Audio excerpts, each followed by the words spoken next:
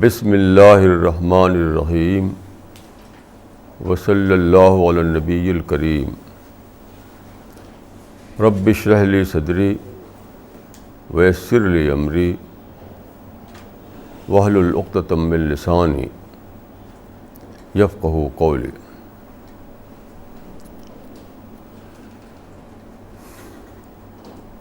آج کا ٹاپک ہے The real problem before mankind. انسان کے سامنے سب سے بڑا مسئلہ یا انسان کا سب سے بڑا مسئلہ، اس پر سوچتے ہوئے جو بات میری سمجھ میں آئی وہ یہ ہے کہ the real problem is that people have failed to identify the real problem. یہی ریئل پرابلم ہے کہ لوگ جانتے نہیں کہ ریئل پرابلم ہے کیا، اس کو آئیڈینٹیفائی نہیں کر پاتے. کیوں ایسا ہے؟ اتنی میننگ فل ورلڈ ہے ہمارا، میننگفل یونیورس ہے، تو اس کے اندر کیوں ایسا ہے کہ لوگ ریئل ایشو جو ہے اس کو نہیں جان پاتے؟ ایک بار مجھ سے ملاقات ہوئی ایک صاحب کی، وہ بامبے میں چارٹرڈ اکاؤنٹنٹ ہیں، وہ دلی آئے تھے. تو انہوں نے کہا کہ میں آپ کی رائٹنگ برابر پڑھتا رہا ہوں. بہت ہی انٹیلیجنٹ آدمی تھے. تو میں نے ان سے پوچھا کہ آپ نے ہماری رائٹنگ میں کیا پایا؟ تو انہوں نے صرف ایک بات کہی. انہوں نے کہا کہ آپ چیزوں کو فیس ویلیو پر نہیں لیتے، جبکہ سارے لوگ بس فیس ویلیو پر لے کر ججمنٹ دیتے رہتے ہیں. تو میں سمجھتا ہوں کہ یہی بات سب کے اوپر اپلائی ہوتی ہے. مجھے تو ایسا لگتا ہے کہ سارے لوگ بس کا حال یہ ہے کہ فیس ویلیو پر لے کر کے رائے بناتے رہتے ہیں. کیوں؟ اس لیے کہ لوگ سنسیئر نہیں ہیں. ابھی آپ نے دیکھا ہوگا کہ ایک ورلڈ کانفرنس ہوئی فوڈ کے بارے میں، فوڈ شارٹیج کے بارے میں، اور پیپر میں آیا تھا کہ اس میں 20 ڈشز رکھی گئی تھی ان لوگوں کے کھانے کے لیے جو وہاں آئے تھے پارٹیسپیشن کے لیے. یعنی فوڈ شارٹیج پر کانفرنس ہو رہی ہے اور وہاں پر 20 قسم کے کھانے ٹیبل پر. تو کیا ہے؟ سنسیئرٹی نہیں لوگوں میں. جب سنسیئرٹی نہیں ہے تو یہ ہوگا کہ فیس ویلیو پہ لیں گے چیزوں کو، بس گہرائی تک نہیں جائیں گے. تو میں سمجھتا ہوں کہ سب سے بڑا پرابلم یہی ہے کہ لوگ سنسیئر نہیں ہیں، وہ چیزوں کو بس فیس ویلیو پر لے کر کے ایک رائے بناتے رہتے ہیں. کل ایک صاحب نے کہا کہ ایک رائٹر نے لکھا ہے کہ ہسٹری کا ایبسلیوٹ انٹرپریٹیشن پاسبل نہیں ہے. میں سوچنے لگا اس پر کہ ہسٹری تو ایک ریئل ڈسپلن ہے، ریئل ایونٹس کو ہم ہسٹری کہتے ہیں. تو اس کا کیوں ایسا ہے کہ اس کا ایبسلیوٹ انٹرپریٹیشن پاسبل نہیں ہے؟ وہ کوئی ہسٹری کوئی ناول نہیں ہے، وہ کوئی کہانی نہیں ہے. تو ریئل ایونٹ کو نریٹ کرتی ہے ہسٹری. تو اس میں کیوں ایسا ہے کہ لوگ ایبسلیوٹ انٹرپریٹیشن نہیں دے پاتے؟ میں سمجھتا ہوں کہ سبب بھی اس کا یہی ہے کہ لوگ سنسیئر نہیں ہیں، لوگ فیس ویلیو پر چیزوں کو لیتے رہتے ہیں. جیسے ہمارے انڈیا کو دیکھیے، 1947 میں انڈیا کا پارٹیشن ہوا. پارٹیشن, اس پر سینکڑوں کتابیں لکھی گئی ہیں, اور اس کا جو انالیسس کیا گیا ہے, جو اس کا کیوں ہوا پارٹیشن, تو ہر آدمی الگ الگ بولی بول رہا ہے. کوئی کہتا ہے کہ پارٹیشن کے رسپانسبل ہیں مسٹر محمد علی جناح, کوئی کہتا ہے کہ پارٹیشن کے رسپانسبل ہیں وہ سردار پٹیل, کوئی کہتا ہے کہ حامد ابراہیم کے معاملے میں ایڈجسٹمنٹ نہیں کیا نہرو نے, اس لیے پارٹیشن ہو گیا. کوئی کہتا ہے گاندھی نے کیوں ایکسیپٹ کیا, ایکسیپٹ نہ ہوتا تو پارٹیشن نہ ہوتا. کوئی کہتا ہے RSS جو تھنکر تھے انہوں نے سب سے پہلے پارٹیشن کانسیپٹ دیا تھا. ہر آدمی الگ الگ بولی بول رہا ہے. جب پارٹیشن ایک ریئل ایونٹ ہے ہمارے دیش کا, تو ہمیں جاننا چاہیے کہ کیوں پارٹیشن ہوا. تو لوگ جیتے ہیں باعث میں,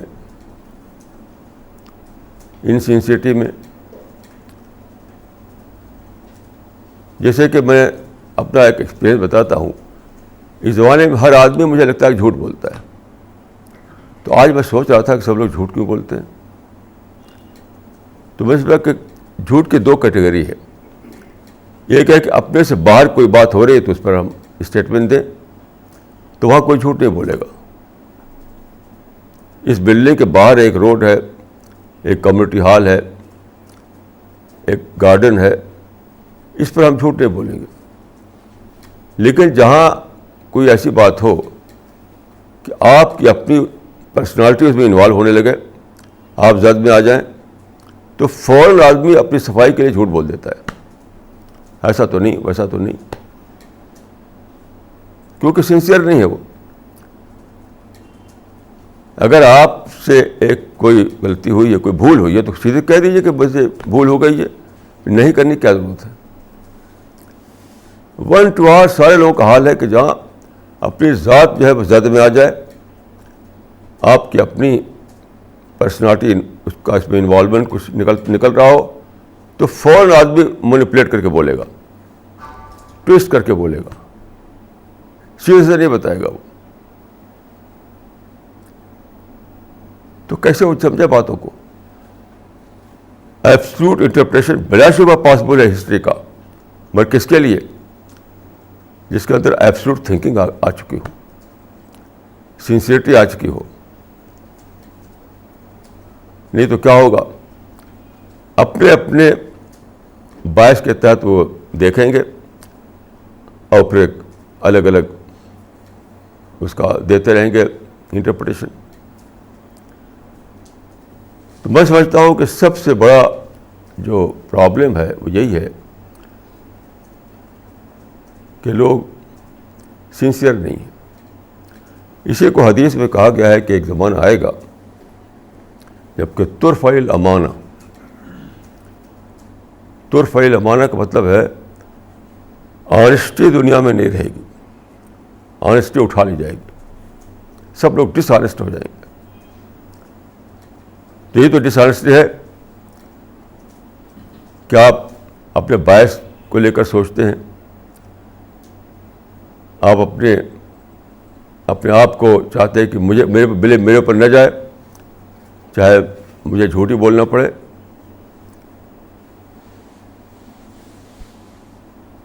تو بس اسی کا ایک فنامنا یہ ہے کہ میں جس کانفرنس میں گیا ہوں, ہر جگہ میں نے دیکھا کہ جب تک وہ بیٹھے ہوئے ہیں ڈسکشن میں, بلکہ اس وقت بھی ایک جوک چھوڑیں گے اور ہاں ہاں کریں گے سب لوگ. تقریباً ہر کانفرنس میں نے دیکھا ہے کہ لوگ ایک جوک چھوڑیں گے اور پھر ہاں ہوگا, اور پھر جب نکلیں گے جائیں گے چائے کے لیے یا کھانے کے لیے, تو وہاں تو سوائے ہاں کچھ ہوتا ہی نہیں. میں نے نہیں پایا کسی بھی کانفرنس میں کہ جس ٹاپک پر اکٹھا ہوئے ہیں وہ مثلاً پیس پر, ہارمنی پر, انٹرفیتھ انڈرسٹینڈنگ پر, اس پر ڈسکشن کر رہے ہیں آپس میں. ادھر ادھر کی بات ہے. یہ کیا ہے؟ انسنسیئرٹی ہے. تو ہم ایک ایسی دنیا میں رہ رہے ہیں جہاں سارے لوگ انسنسیئر ہو گئے ہیں, ڈس آنیسٹ ہو گئے ہیں. تو ہم کم از کم جو ہم یہاں پر جو ہم لوگوں کو اکٹھا کرتے ہیں اور ہر ہفتے ہم لوگ آپس میں ملتے ہیں, تو ہم لوگوں کو یہ ڈیسائیڈ کرنا ہے کہ ہم پورے معاملے میں آنیسٹ بنیں گے. ہم جھوٹ نہیں بولیں گے, چاہے ڈائریکٹ ہو یا انڈائریکٹ ہو. یہی ایک فیصلہ اگر آپ لیں. ایک آدمی رسول اللہ کے پاس آیا کہ میرے اندر 10 برائیاں ہیں, تو کیا کروں؟ پہلے ایک کو چھوڑوں گا. تو آپ نے کہا کہ جھوٹ بولنا چھوڑ دو. تو اس کو لگا کہ جھوٹ نہیں بولوں گا تو سب برائیاں کو چھوڑنا پڑے گا. ایک جھوٹ نہ بولنے کے اس کو ساری برائیوں کو چھوڑنا پڑا. تو یاد رکھیے, جھوٹ یہی نہیں کہ آپ کہیں کہ اس وقت رات ہے, یہ دلی نہیں, یہ تو واشنگٹن ہے. یہ تو بہت ہی یعنی کروڈ قسم کا جھوٹ ہے جو بہت کم لوگ بولیں گے. لیکن انڈائریکٹ جھوٹ اور ٹویسٹ کر کے بولنا, گما پھر کے بات کہنا, وہی بات ہاں کرنا, وہی بات نہیں کرنا, وہی بات نہیں کرنا, پھر وہی بات ہاں کرنا, یہ سب جھوٹ ہے. تو دیکھیے, سب سے بڑا پرابلم جو ہر آدمی کو ہے وہ یہ ہے کہ اپنے اندر اسٹرانگ پرسنالٹی بنائے. Strong personality. ویک پرسنالٹی جو ہے وہ کبھی بھی پیراڈائز میں جگہ نہیں پائے گی. یاد رکھیے, یہ امپاسبل ہے کہ جو لوگ ویک پرسنالٹی لے کر کے پہنچے ہیں اگلی دنیا میں, تو ان کے لیے پیراڈائز کے گیٹ کھولے جائیں. کچھ نہیں. کل میرے پاس ٹیلی فون آیا حبیب بھائی کا حیدرآباد سے. تو انہوں نے کہا کہ ایک صاحب ان کے پاس آئے, پڑھے لکھے تھے, وہ باتیں کر رہے ہیں. کچھ لوگ ہوتے ہیں, آپ دیکھا ہوگا آپ نے, کہ بس باتیں کر رہے ہیں, بس اپنی قابلیت دکھا رہے ہیں. تو حبیب بھائی نے سنتے سنتے کہا کہ آپ بڑی بڑی باتیں کر رہے ہیں, مجھے تو آپ کے سر پر ڈیتھ کا اینجل بڑھاتا ہوا دکھائی دیتا ہے. آپ بڑی بڑی باتیں کر رہے ہیں, مجھے تو دکھائی دے رہا ہے کہ آپ کے سر پر موت کا فرشتہ منڈلا رہا ہے. Are you ready to face God almighty by tomorrow? کیا آپ اپنے آپ کو تیار پاتے ہیں کہ کل جب خدا سے آپ کا سامنا ہو تو آپ خدا کے سامنے کھڑے ہو سکیں؟ تو آدمی رونے لگا اور دیر تک روتا رہا. میں نے کہا کہ آپ نے میری آنکھ سے پردہ ہٹا دیا.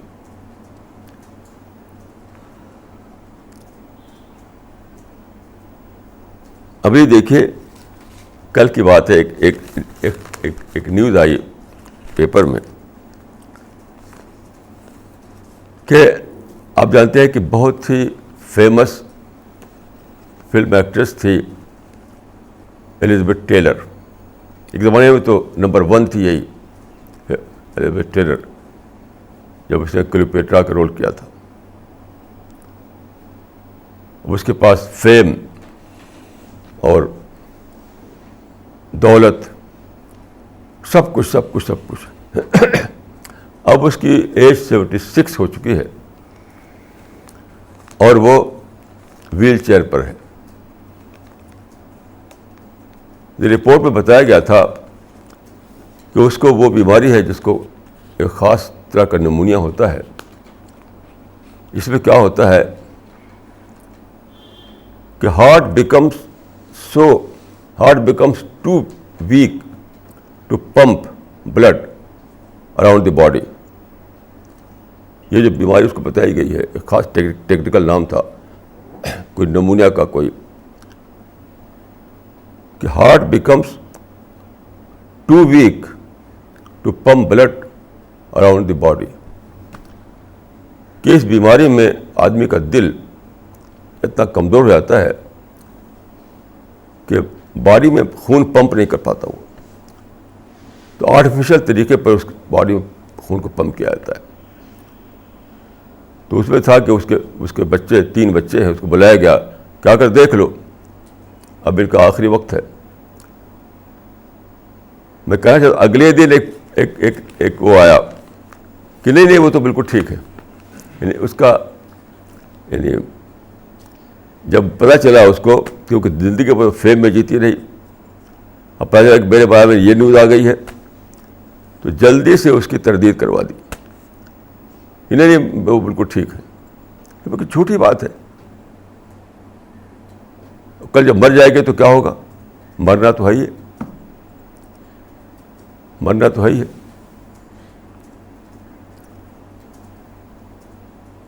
ایک صاحب سے بات ہوئی، اور میں سمجھتا ہوں کہ ایک صاحب کی بات نہیں، آج کل سارے لوگ اس طرح سوچتے ہیں، سارے لوگ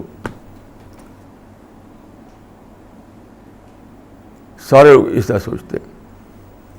میں نے شاید ایک بار قصہ بتایا تھا آپ کو کہ میں یہاں اپنے گھر میں اوپر کے منزل میں بیٹھا ہوا تھا، نیچے کی آواز آئی، صفائی کرمچاری کی ایک عورت جو ہے کسی کوٹھی والی لیڈی سے جھگڑ رہی تھی. تو صفائی والے نے کہا کہ بی بی جی تم کو اپنی کوٹھی کا نشہ ہے تو ہم کو اپنی جھوپڑی کا نشہ ہے. یہ انسان کی حالت، یہ انسان کی حالت. سب لوگ جو ہے سمجھتے ہیں کہ ہمیں تو کھانا پینا مل رہا ہے، ہمیں کیا کرنا ہے. لیکن سب سے بڑا جو پرابلم اس کو آدمی فیس کرنا ہے، اس کو وہ ڈیتھ ہے. Death you can not escape from death. 100 سال کے اندر مر جاتا ہے انسان. تو ڈیتھ کیا چیز ہے؟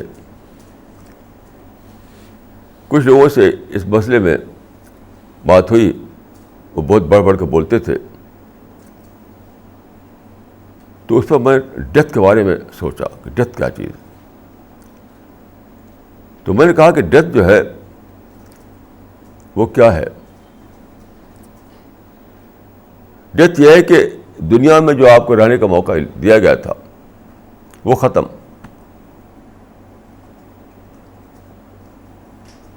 اب آپ پہنچائے جاتے ہیں خدا کے سامنے.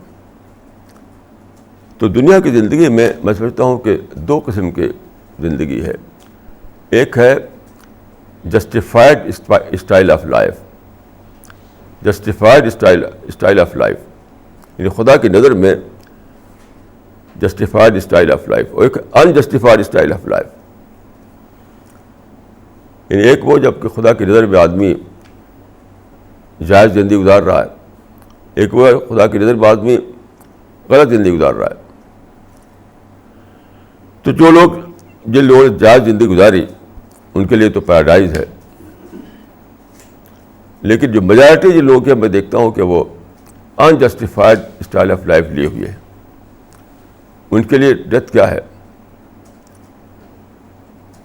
ان کے لیے ڈیتھ کیا ہے؟ اس دنیا میں ان کی پوزیشن یہ تھی کہ وہ جسٹ لائک انٹروڈر تھے، وہ ٹریسپاسر تھے. وہ یعنی خدا نے دنیا اس لیے نہیں بنائی تھی کہ آپ یہاں پر سرکشی کریں، اپنے ہی چلائیں، اپنی بھیم پر زندگی گزاریں. اس لیے نہیں خدا نے دیا تھا آپ کو، بہت ریوارڈ نہیں دیا تھا آپ کو. اس لیے دیا تھا کہ آپ کو ٹیسٹ کیا جائے کہ آپ کیسے رہیں گے دنیا میں. تو موت ایسے لوگوں کے لیے ایکسپلژن کے ہم مان، ایکسپلژن کہ نکلو آپ یہاں سے. ایسے لوگوں کے لیے موت جو ہے ایکسپلژن ہے، تاکہ ان کو بتایا جائے کہ تم انٹروڈر تھے، تم ٹریسپاسر تھے. اب اس کے بعد دیکھیے، میں نے کہا کچھ لوگوں سے کہ آپ جو بڑی بڑی باتیں کرتے ہیں کہ دیکھیے میں تو گڈ ہیلتھ میں ہوں، مجھے کیا ضرورت ہے خدا کی، میرے پاس بزنس ہے، میرے پاس کوٹھی ہے، میرے پاس کار ہے، میرے پاس فیملی ہے، مجھے کیا کرنا ہے مذہب کا، خدا کا. تو میں نے کہا کہ کیسے سب مل گیا آپ کو؟ کیا آپ نے اپنے کو پیدا کر لیا؟ یہ جو پرسنالٹی آپ کی ہے خود ہی خود بنا لیا آپ نے؟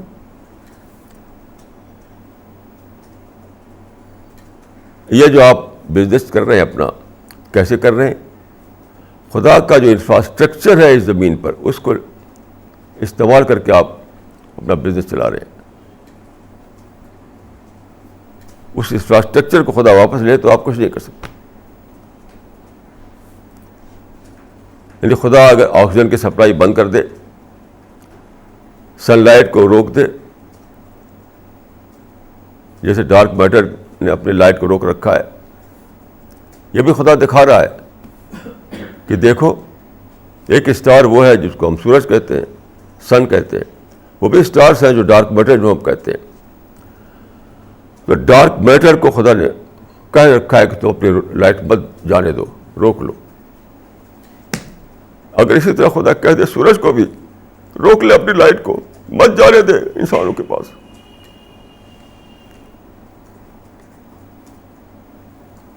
آپ غور کیجیے، اسی اسپیس میں ہم دیکھ رہے ہیں کہ بہت سے اسٹار ہیں اور خدا نے انہیں حکم دے دیا ہے کہ تو اپنی لائٹ کو مت جانے دو، روک لو اپنی لائٹ کو. اور ہم کو دیکھ نہیں پاتے ان کو. اگر خدا یہی کہہ دے سورج سے کہ روک لے اپنی لائٹ کو، مت جانے دے انسان کے پاس، تو کیا ہوگا؟ اچانک زندگی ختم، اچانک زندگی ختم. سب کچھ جو سورج کی وجہ سے ہو رہا ہے. بارش میں سورج کا دخل ہے، فصل اگتی ہے اس میں سورج کا دخل ہے. ہم جو دیکھتے ہیں خالی آنکھ سے نہیں دیکھ سکتے، ہم سورج کی لائٹ چاہیے، لائٹ نہ ہو تو ہم دیکھ نہیں سکتے. یہ ساری ایکٹیویٹیز جو دنیا میں ہے وہ زیادہ تر سورج کی وجہ سے ہے.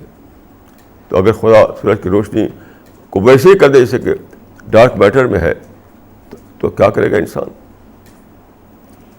کیا کرے گا انسان؟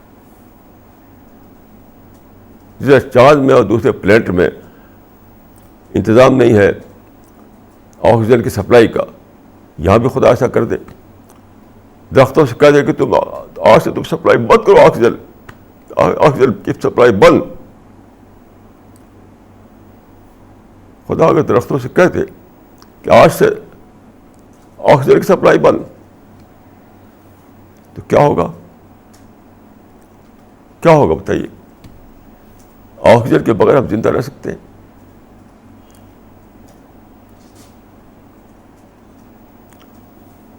تو جو لوگ اس طرح کی بولی بولتے ہیں، ان کو اپنے ہیلتھ پر ناز ہے، اپنے پیسے پر ناز ہے، اپنے کوٹھی اور موٹر پر ناز ہے، اپنی فیملی پر ناز ہے، تو وہ سوچتے نہیں کہ کس برتے پر تم اس دنیا میں اب تمہارا کاروبار چل رہا ہے. خدا کے انفراسٹرکچر کی وجہ سے چل رہا ہے. جو لائف سپورٹ سسٹم خدا کی طرف سے اس کو لے کر چل رہا ہے. وہ نہ ہو تو تم کچھ بھی نہیں. تو دیکھیے ڈیتھ کس لیے آتی ہے، ڈیتھ کے بعد کیا ہونے والا ہے. یہاں ٹیسٹ ہمارا جو ہے کس بات پر ہو رہا ہے؟ میں کہوں گا کہ صرف ایک ہی بات ہے، وہ ہے کہ ہم اپنے بینیفیکٹر کو اکنالج کریں. God Almighty is super benefactor. خدا ہمارا بینیفیکٹر ہے، خدا ہمارا محسن ہے، اس کو اکنالج کریں. بس یہی ایک ہی ٹیسٹ ہے اور کچھ نہیں ہے. جب آپ اکنالج کرتے ہیں تو اسی کے لحاظ سے آپ کا کلچر بنتا ہے، آپ کا بیہیویئر بنتا ہے, آپ کی پرسنالٹی بنتی ہے, سب کچھ اسی میں ڈھلتا چلا جاتا ہے. تو بس بتاؤں کہ دنیا میں دو قسم کے انسان ہیں. ایک وہ جو خدا کو اکنالج کر کے دنیا میں زندگی گزار رہے ہیں, دوسرے وہ جو خدا کو اکنالج کیے بغیر زندگی گزار رہے ہیں. یہ بات قرآن کی پہلی آیت میں بتا دی گئی, الحمدللہ رب العالمین. شکر ہے خدا کا جو رب العالمین ہے. تو شکر ہی جو ہے کروشل ٹیسٹ ہے. شکر, اکنالجمنٹ, اعتراف. دیکھیے عام انسانی لینگویج میں جس کو ہم اعتراف کہتے ہیں, اکنالجمنٹ کہتے ہیں, اسی کا نام مذہبی زبان میں شکر ہے. اسی کا نام ریلیجن ہے, اسی کا نام دین ہے, اسی کا نام عبادت ہے. لیکن شکر کا مطلب کیا ہے؟ سچا شکر وہ ہے جس میں آدمی کے اندر ایک دریا بن کر ابلے, ایک سمندر کے طوفان بن کر آدمی کے اندر پیدا ہو جائے, تب وہ شکر ہے.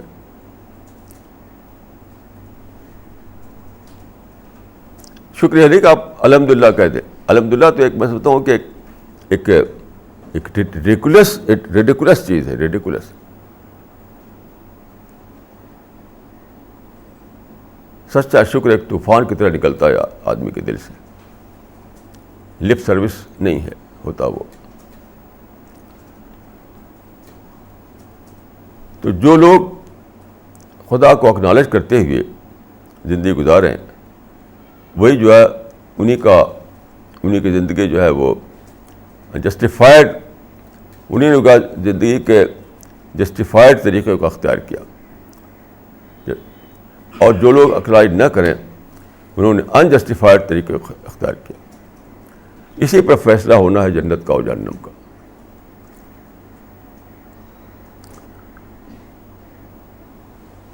اسی پر فیصلہ ہونا ہے. کل میں ایک صاحب سے بات کر رہا تھا تو انہوں نے مسلمانوں کے بارے میں پوچھا کہ مسلمان ادھر ادھر ذلیل ہو رہے ہیں, مسلمانوں کو خلاف کانسپریسی ہو رہی ہے اور مسلمانوں کے خلاف ظلم کیا جا رہا ہے وغیرہ وغیرہ. اب جانتے ہیں کہ زیادہ تر یہی لوگ بولتے ہیں بولی. جس جلسے میں جائیے مسلمانوں کے, جس میگزین کو پڑھیے, ہر جگہ یہی باتیں ہوتی ہیں کہ مسلمان جو ہے مسلمانوں کے خلاف یہ ہو رہا ہے وہ ہو رہا ہے. تو میں نے کہا دیکھیے سادہ بات نہیں ہے, یہ سمپل بات نہیں ہے.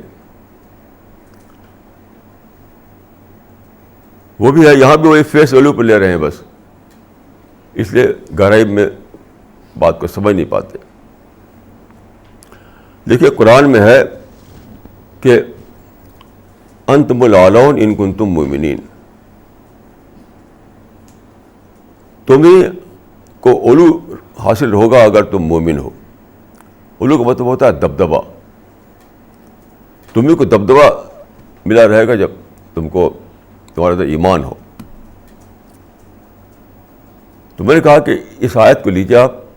اس آیت میں ہمیں ایک پہچان بتائی گئی ہے کہ اگر مسلمان جو اتنی بڑی گنتی جن کی ہو چکی ہے, اب مسلمان دو چار نہیں ہیں, مور دین 1 بلین ہے ساری دنیا میں. تو اس میں پہچان بتائی گئی ہے کہ اگر تمہارے اندر سچا ایمان ہوگا, سچی معرفت ہوگی, تو دنیا میں تمہارا دبدبا قائم رہے گا. اور اگر سچا ایمان نہ ہو تو دبدبا نہیں رہے گا. اب میں نے کہا کہ آپ سوچئے اس زمانے کے مسلمانوں کے پاس سب کچھ موجود ہے, دولت کا انبار ہے, کہ پیٹرول جو سب سے بڑا خزانہ ہے دولت کا, اس کا بڑا حصہ مسلمانوں کے پاس ہے. 57 مسلم کنٹریز میں مسلمانوں کا رول قائم ہے. یونائٹڈ نیشنز کے جنرل اسمبلی میں ان کی تعداد بہت زیادہ ہے. گنتی میں اتنے سارے لوگ ہیں, اتنے مدرسے, اتنے مسجدیں, ہر طرف جہاں دیکھیے لاؤڈ اسپیکر کا شور ہر طرف سنائی دیتا ہے, لیکن دبدبا نہیں ہے. دیکھیے آپ عرب دنیا میں کیا ہے, عرب ورلڈ میں کیا ہے. عرب ورلڈ میں اسرائیل کے دبدبے میں مسلمان جی رہے ہیں.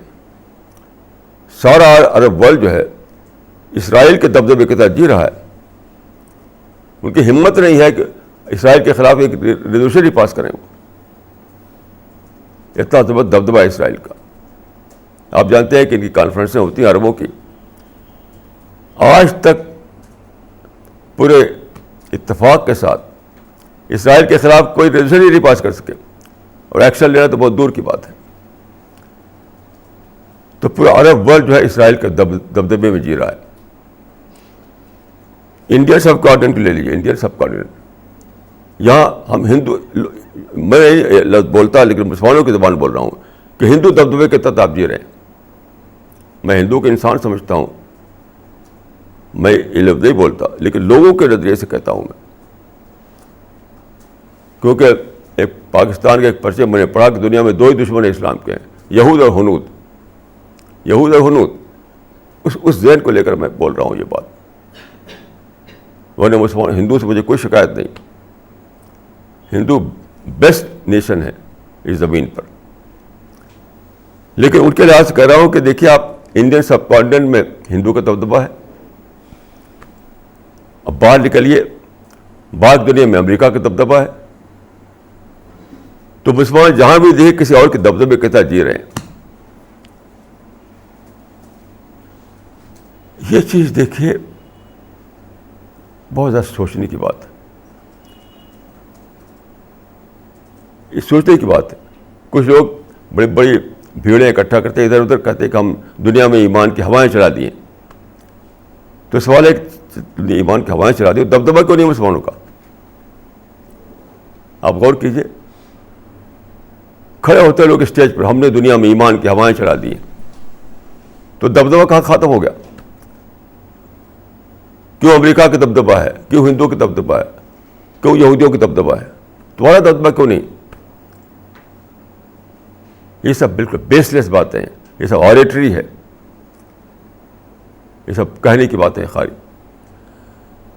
اب دیکھیے آپ گہرائی میں جائیے. آپ مسئلہ کیا ہے؟ مسئلہ ہے کہ ایمان ہی نہیں ہے. جس ایمان پر آپ کو ناز ہے وہ ایمان ہی نہیں ہے, وہ تو لپ سروس ہے. اگر وہ ایمان ہوتا تو آج مسلمانوں کو دبدبا حاصل رہتا ان کو. دیکھیے ایمان کیا ہے. آپ 7ویں پارے کے آیتوں کو پڑھیے, شروع میں جو آیتیں ہیں, 7واں پارہ. وَإِذَا سَمِعُوا مَا أُنزِلَ إِلَى الرَّسُولِ تَرَىٰ أَعْيُنَهُمْ تَفِيضُ مِنَ الدَّمْعِ مِمَّا عَرَفُوا مِنَ الْحَقِّ. یہاں پر ایمان کا ذکر ہے, لیکن ساتھ ساتھ کیا ہے, اس کو معرفت کہا گیا ہے, معرفت حق, یعنی ریئلائزیشن آف ٹروتھ. ایمان وہ ہے جو معرفت کے درجے میں ملے, یعنی جو ریئلائزیشن آف ٹروتھ کے ہم مانا ہو. سچائی کو ڈسکور کرنا, سچائی کو ریئلائز کرنا. پھر اسی آیت میں یہ بھی ہے کہ جب ان کو ایمان ملا تو ان کی آنکھیں آنسوؤں سے بہہ پڑیں, کیونکہ ان کے اندر ایک, جب آدمی کو سچا ایمان ملتا ہے کہ پرسنالٹی پوری ہل جاتی ہے, اس کی پوری پرسنالٹی ہل جاتی ہے, اس کے دل و دماغ میں ایک سمندر رواں ہو جاتا ہے, ایک آتش فشاں پھٹ پڑتا ہے. اب سوچیے کہ اتنا بڑا خدا, جس خدا نے اتنی بڑی یونیورس بنائی, اتنی بڑی یونیورس کہ اس کے صرف 5% کو ہم دیکھ پاتے ہیں اپنی ٹیلیسکوپ سے. اسپیس میں بھیجی گئی ٹیلیسکوپ, تب بھی 5% زیادہ ہم نہیں دیکھ پائے. 95% یونیورس آج بھی انویزیبل ہے. اب سوچیں کتنا بڑا خدا ہے, کتنا بڑا خدا ہے, کتنا بڑا خدا ہے. جس خدا کی کریشن کو ہم انتہائی اسٹرانگ ٹیلیسکوپ سے بھی نہیں دیکھ پائے, سوائے 5% کے. جو الیکٹرانک ٹیلیسکوپ بنائی گئی ہے, جو جا کر اسپیس سے دیکھتی ہے, تو ابھی بھی 95% خدا کی کریشن کا انویزیبل ہے.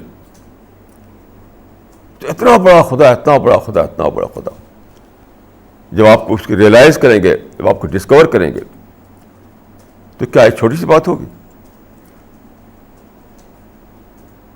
تمام سمندروں میں جو طوفان جاگتے وہ سارے طوفان آپ کے سینے میں جمع ہو جائے گا.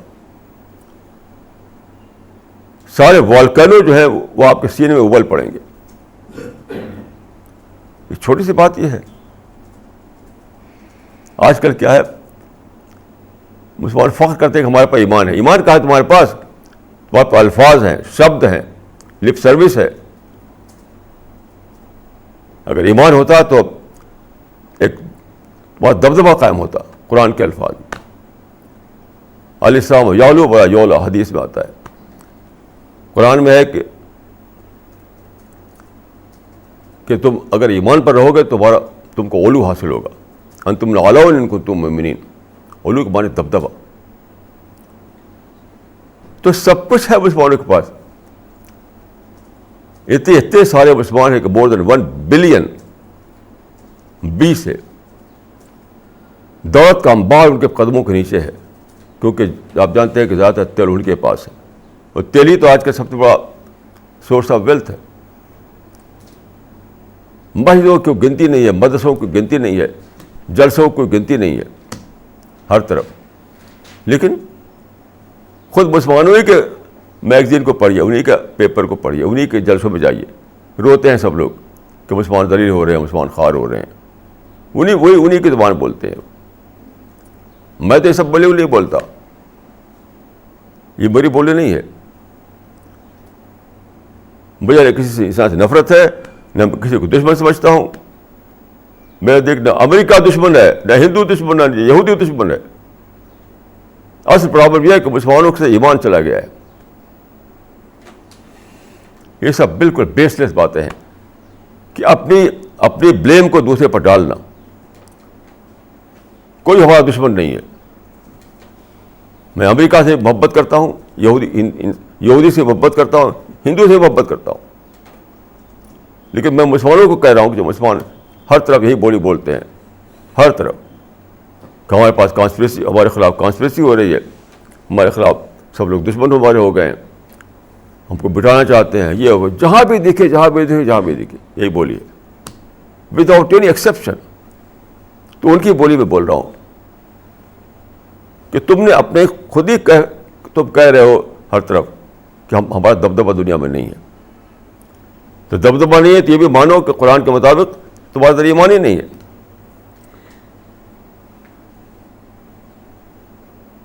ایک کتاب, ایک حدیث میں ایک قصہ پڑھا کہ صحابہ کہیں گئے کسی کیمپین پر, تو کسی قلعے کو انہوں نے گھیرا, لیکن کئی ہفتے بیت گئے. وہ قلعہ جو ہے وہ لوگ بہت زبردست تھے, یہ لوگ فتح نہیں کر پا رہے تھے اس کو. تو ایک دن صحابہ بیٹھے سوچنے کے لیے کہ بھائی ضرور ہے کوئی ہم سے, ہمارے اندر کوئی کمی ہے کہ ہم جیت نہیں پا رہے ہیں, ہمارے اندر کوئی کمی ہے. تو لوگوں نے سوچا تو لوگ اس پر یہ رائے بنی لوگوں کی کہ ہم سے ایک سنت چھوٹ گئی ہے. اس سنت کے چھوٹنے کی وجہ سے قلعہ ہم فتح نہیں کر پا رہے ہیں. مطلب اپنے اندر ڈھونڈا انہوں نے اس کے بلیم کو, اپنے اندر ڈھونڈا, اور سنت کو پھر انہوں نے پورا کیا, اور پھر قلعہ فتح کر لیا انہوں نے. یہ جو شاید دنیا میں مسلمانوں کی بولیاں ہیں ہر طرف کہ سب ہمارے خلاف کانسپریسی کر رہے ہیں, ہمارے دشمن ہیں, ہمارے خلاف سب لوگ ہو گئے ہیں, ہم کو بٹانا چاہتے ہیں, یہ سب بیس لیس بولیاں ہیں, بیس لیس بولیاں. بلیم تھائی سیلف, اپنے اندر بلیم ڈھونڈو, اپنے اندر نکالو کہ مجھ سے کیا کمی ہوئی ہے, جیسا کہ صحابہ نے کیا تھا. اپنے اندر تلاش کرو.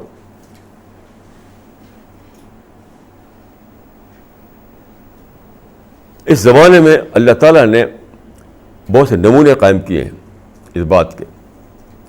ایک نمونہ جاپان کا ہے. دیکھیے سیکنڈ ورلڈ وار میں جاپان جو ہے ہار گیا. امریکہ نے ایٹم بم گرائے, ان کی انڈسٹری کو تباہ کر دیا. ہیروشیما اور ناگاساکی ان کے انڈسٹریل سٹیز تھے, ان کو تباہ کر دیا. اب دیکھیے کہ جاپان والے جو تھے انہوں نے سوچا کہ ایسا کیوں ہوا, کیوں ہم ہار گئے. انہوں نے یہ طے کیا کہ ہم امریکن سے ایجوکیشن میں پیچھے ہیں, سائنٹیفک ایجوکیشن میں. خدا نے ایک مثال قائم کی ہے سیکولر ورلڈ میں کہ اپنے اندر ڈھونڈو کمی کو, باہر مت تلاش کرو. تو امریکہ کے جو بڑے بڑے لوگ تھے انہوں نے یہ سمجھا کہ اصل مسئلہ یہ نہیں کہ امریکہ نے ظلم کیا ہمارے اوپر,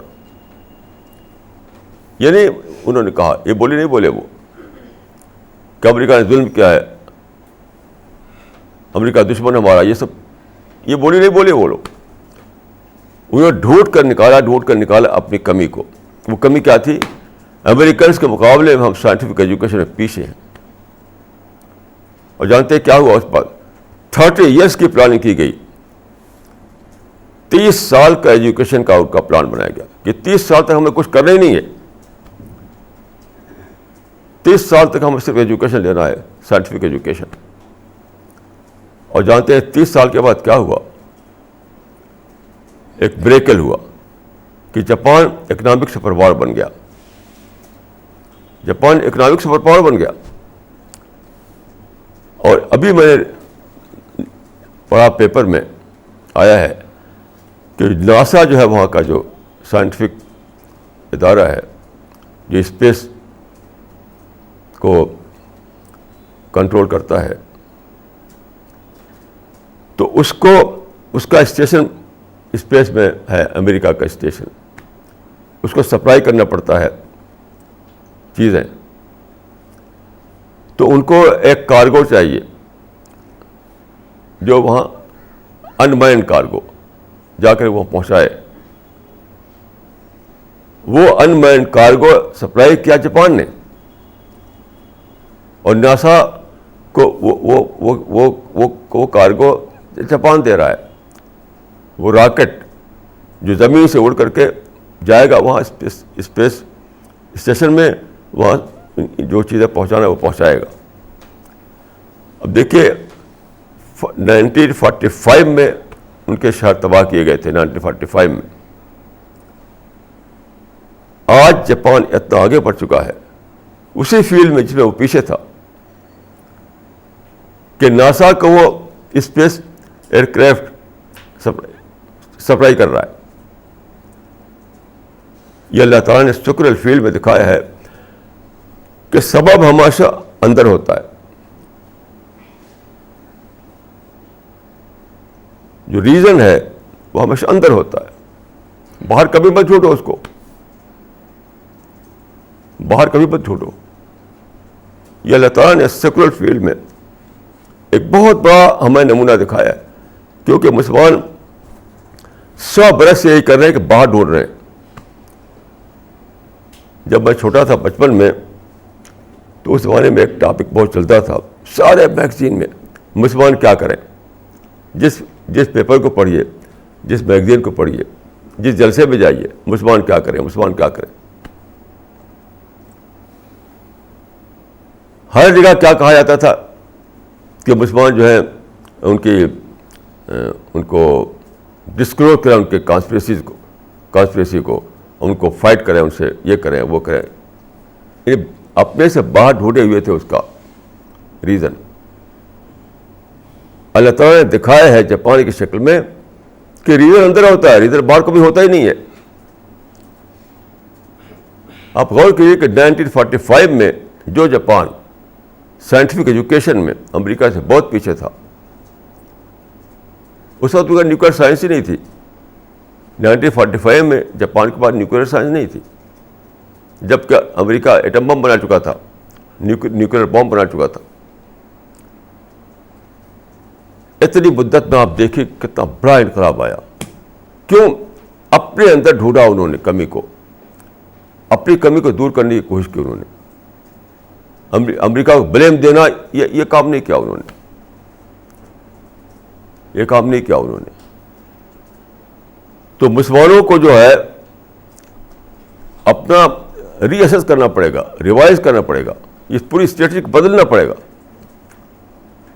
پوری اسٹریٹجی کو بدلنا پڑے گا، اپنی کمیوں کو ڈھونڈنا پڑے گا، اپنی شارٹ کمی کو جاننا پڑے گا.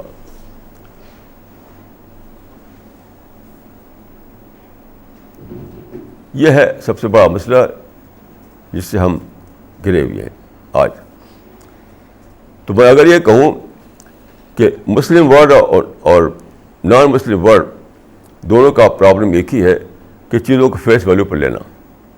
دونوں کا ایک ہی ہے پرابلم، چیزوں کو فیس ویلیو پر لینا، ڈیپ میں جا کر کے مسئلے کو نہ سمجھنا.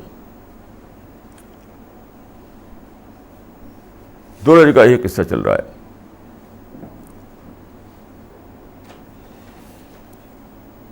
تو میں یہ کہوں گا کہ ہم لوگ جو اس مشن کو لے کر اٹھے ہیں،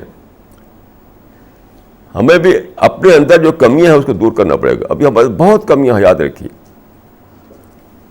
ہم نے ایک صحیح مشن کو تو پکڑا ہے، ایک رائٹ پاتھ کو تو پکڑا ہے، لیکن اپنی کمیاں بہت زیادہ ہیں.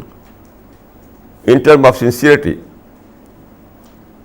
سب سے زیادہ کمیاں جو دیکھتا ہوں وہ ان ٹرم آف سنسیئرٹی ہے کہ ہمیں اپنے آپ کو بہت زیادہ سنسیئر بنانا ہے. انٹراسپیکشن کو بڑھانا ہے، یاد رکھیے، انٹراسپیکشن کو بڑھانا ہے.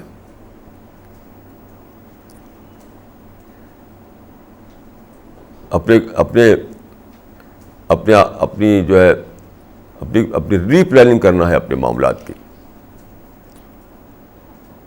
ورنہ ہمارا جو مشن افیکٹو نہیں بن سکے گا، ہمارا مشن افیکٹو نہیں بن سکے گا.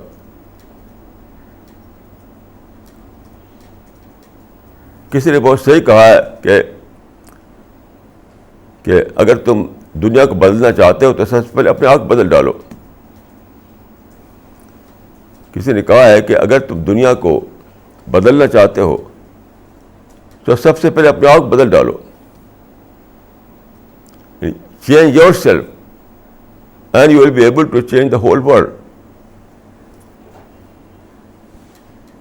یاد رکھیے، ہم اپنے کو جتنا بدل پائیں گے اتنا ہی ہماری ایکٹیویٹیز افیکٹو ہوں گی، اتنا ہی دنیا میں بدلاؤ لا پائیں گے. جو آدمی اپنے کو نہ بدل سکے دوسروں کو کیا بدلے گا؟ اس کی اسپیچ ایک ریڈیکولس اسپیچ ہوگی، کوئی ویلیو نہیں ہوگی اس کی اسپیچ کی، اس کے بولنے کی، اس کے کسی چیز کی. تو میں چاہتا ہوں کہ ہمارے ساتھی جو ہیں روزانہ اپنا انٹراسپیکشن کریں. وہی چیز حبیبہ نے جو کہی تھی مجھے بہت ہی میں تڑپ گیا سن کر کے. انہوں نے کہا کہ تم بڑی بڑی باتیں بول رہے ہو، میں دیکھتا ہوں تمہارے سر پر ڈیتھ کا فرشتہ منڈلا رہا ہے، angel of death. Are you ready to face God almighty by tomorrow? ہمیں ہر شخص کو یہی سوچنا ہے. دوسروں کو بھی ہم یہ سوچوانا چاہتے ہیں، ہم چاہتے ہیں دوسرے بھی اسی طرح سوچیں. لیکن ہمیں قرآن میں ہے کہ رسول اللہ کے بارے میں کہا گیا کہ امرت ان اکون اول من اسلم. مجھے حکم دیا گیا کہ سب سے پہلے میں اسلام کو اختیار کروں. امرت ان اکون اول من اسلم.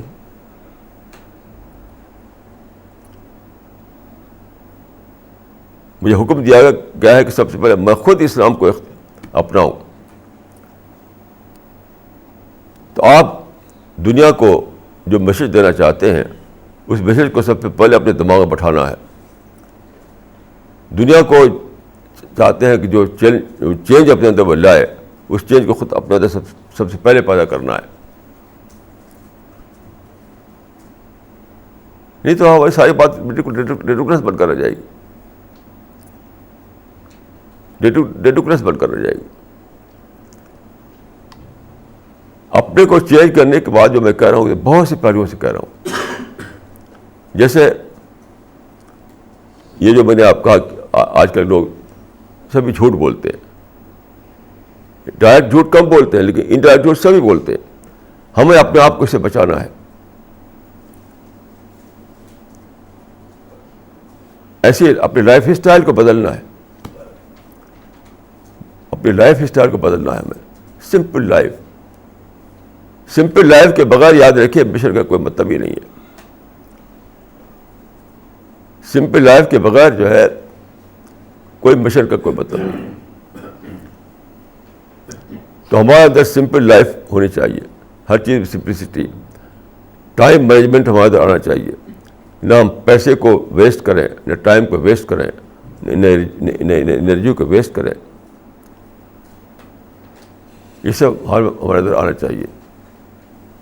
تبھی ہم دوسروں پر افیکٹو بنیں گے, ورنہ کچھ نہیں, سب بالکل بیکار ہے.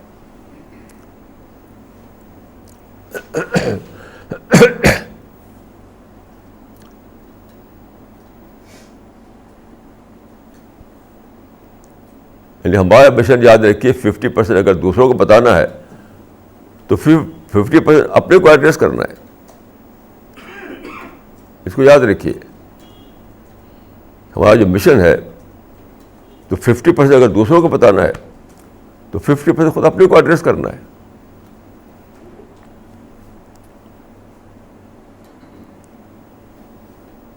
ابھی مجھے ایک صاحب کا قصہ معلوم ہوا کہ ان کی آنکھ میں کٹریکٹ تھا. ڈاکٹر کے پاس گئے وہ, تو ڈاکٹر لوگ جو ہے وہ آپریشن سے پہلے شوگر کا ٹیسٹ لیتے ہیں. ٹیسٹ لیا تو بہت زیادہ شوگر تھی ان کے. تو ان کا بھائی اتنی شوگر کے ساتھ میں آپریشن کیسے کروں گا, میں تو نہیں کر سکتا آپریشن میں. تو انہوں نے کیا کیا, واپس آئے اور اسی دن سے اتنا زبردست انہوں نے وہ کیا کہ ہر وہ چیز چھوڑ دی جس میں شوگر ہوتی ہے. شوگر بھی چھوڑا, چاول بھی چھوڑا, اور جو چیزیں جس میں شوگر کا کنٹینٹ ہوتا ہے اتنا چھوڑا کہ 1 مہینے میں شوگر کنٹرول ہو گئی. 1 مہینے میں. اور جب دوبارہ گئے وہ ڈاکٹر کے پاس تو اسے پھر جانچ کی, اس کی ٹیسٹ کیا اس کے بلڈ کا, تو یہ تو بالکل نارمل ہے. بڑا اس کو اچنبھا ہوا کہ 1 مہینے میں تم سے کیسے کنٹرول کر لیا انہوں نے. یہی سنسیئرٹی ہمیں اپنے مشن میں دکھانا ہے. انہوں نے جو سنسیئرٹی دکھائی اپنے شوگر کو کنٹرول کرنے میں, ہمیں اپنی پوری لائف کو کنٹرول کرنے میں یہی سنسیئرٹی دکھانا ہے. یہ جو میں نے بتایا قصہ آپ کو, تو اپنی شوگر کو کنٹرول کرنے کے لیے انہوں نے اپنی شوگر کو کنٹرول کرنے کی وہ آخر تک سنسیئر بن گئے. اپنی شوگر کو کنٹرول کرنے کے لیے وہ آخر تک سنسیئر بن گئے. بہت ہی سیریسلی لیا اس کو انہوں نے. ہمیں اسی طرح اپنی پوری لائف کو بہت زیادہ سنجیدگی کے ساتھ لینا ہے. اپنی پوری لائف کو اسی طرح سے کنٹرول کرنا ہے. آپ یاد رکھیے ہم پیراڈائز کے کینڈیڈیٹ ہیں, تو کیا پیراڈائز فری مل جائے کسی کو؟ پیراڈائز فری مل جائے گی؟ دیکھیے جتنی بڑی چیز اتنی ہی اس کا پرائس. حدیث میں آتا ہے کہ الا ان صلۃ اللہ غالیہ الا ان صلۃ اللہ الجنہ.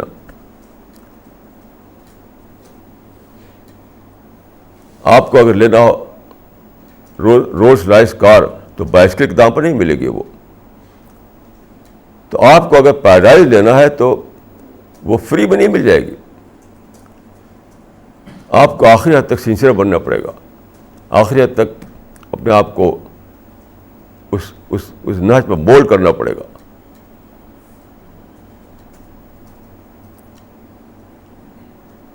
اور سب کا جو اسٹارٹنگ پوائنٹ ہے وہ انٹراسپیکشن ہے, اپنی غلطی کو ماننا.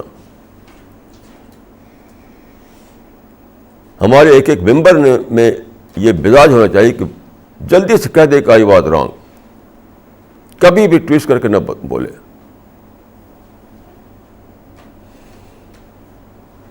حضرت عمر نے مثال قائم کی اس معاملے میں.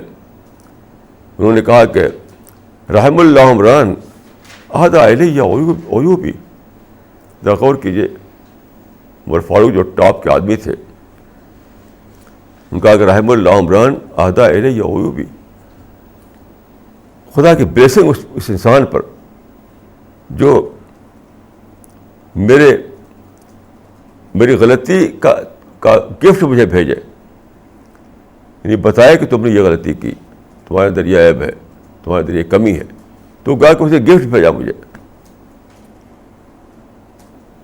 اور جب بھی حضرت عمر سے کوئی بات کہی جاتی تو اسی وقت دیر اس کو مان لیتے تھے وہ انسٹنٹلی. کبھی وہ ایسا نہیں کیا انہوں نے, نہیں ایسا تو نہیں ہے, کبھی ایک بھی بار ایسا نہیں کہا انہوں نے. یہ طریقہ جا کے چلا ہوا ہے, جلدی سے کہتے نہیں ایسا تو نہیں, اور پھر اسکروٹنی کے بعد وہ ویسا ہی ہے. حضرت عمر نے کبھی ایسا نہیں کیا. تو یہ سب ایک ہندی کا ایک مقولہ مجھے پسند ہے بہت زیادہ, کہ سادھارن گنوں سے اسادھارن منش بنتے ہیں. یہ مجھے بہت پسند آتا ہے. یہ ہندی کا مقولہ ایک ہے, ایک سینگ, کہ سادھارن گنوں سے اسادھارن منش بنتے ہیں. یعنی آرڈنری چیزیں ایکسٹرا آرڈنری انسان بناتی ہیں. تو دیکھیں, جو چیز چھوٹی لگتی ہے چھوٹی, وہی انسان کے اندر وہ چیزیں پیدا کرتی جس سے انسان بڑے بڑے کام کر سکے. تو سمپلسٹی, انٹراسپیکشن, اپنی غلطی کو مان لینا, ماڈسٹی, دیکھنے میں کہنے میں چھوٹی چیزیں لگتی ہیں یہ, لیکن یہی بڑا انسان بناتی ہیں. یہ چیزیں وہ ہیں جو بڑا انسان بناتی ہیں. آپ میں سے ہر ایک شخص کو یہ سب کرنا ہے, اپنے اندر سمپلسٹی لانا ہے, اپنے ماڈسٹی لانا ہے, اور بعض رانگ کا کلچر پیدا کرنا ہے اپنے اندر, اپنا انٹراسپیکشن کرنا ہے,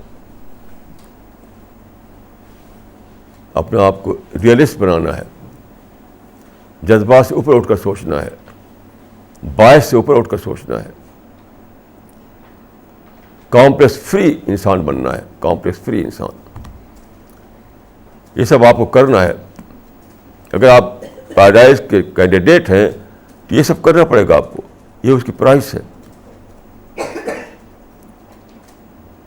میں دعا کرتا ہوں کہ اللہ تعالیٰ ہم کو اور آپ کو توفیق دے کہ ہم